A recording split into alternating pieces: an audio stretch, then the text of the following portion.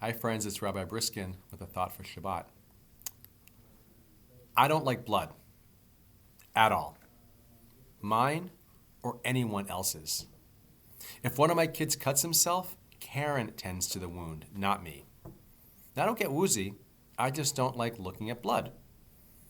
When I get my blood drawn for a routine medical appointment, I look away. When I donate blood to the Red Cross, I avert my eyes from that pint-sized bag that quickly fills. Needless to say, I would have made a lousy doctor. Now, blood for many is gross and disgusting. However, in the Torah, blood is a symbol of life, a tangible object that confers sanctity in many different ways. This week's Torah portion, Acharei, has a few things to teach about the use of blood in the ritual life of the ancient Israelites. A verse from chapter 17 reads, "For the life of all flesh, the blood is its life.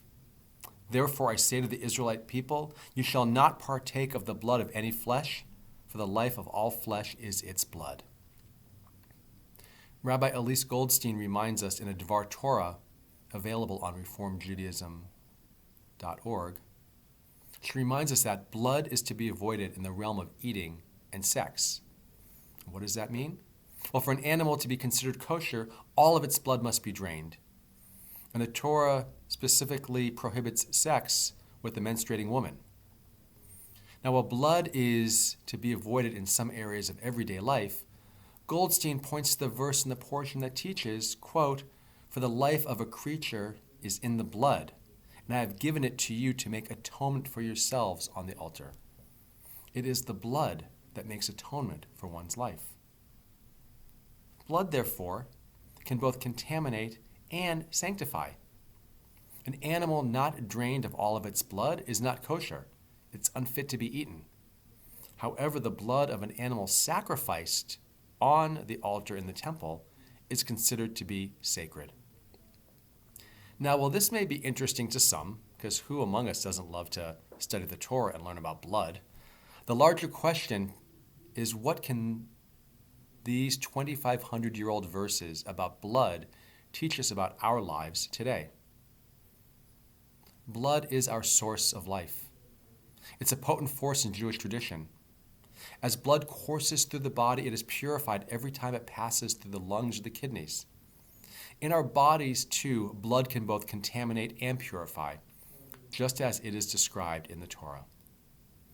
How then do we reconcile our complicated relationship with blood? Well, I look to a thought shared by Rabbi Andrea Goldstein. She reminds us that donating blood is a sacred act we perform that helps us save a life. The needle and extended time on the table, the visual of the slowly filling pouch, may make us uneasy. However, each pint we donate is life-saving and is our modern-day sacred offering to others and to God. Now, sadly, too few of us donate regularly, even though most of us are eligible and it's quick and easy. It's a reminder to me to donate more. I hope you will consider to do so as well. So I encourage you to look at the Shir Me website or our weekly e-news for the next opportunity to come to Shir Me and donate blood when the American Red Cross sets up in the social hall, which they do just about every month. Donate a pint and save a life. And if you're like me, just don't look at the bag while it's filling up. I wish you a Shabbat Shalom, a day of rest and rejuvenation and peace. Shabbat Shalom.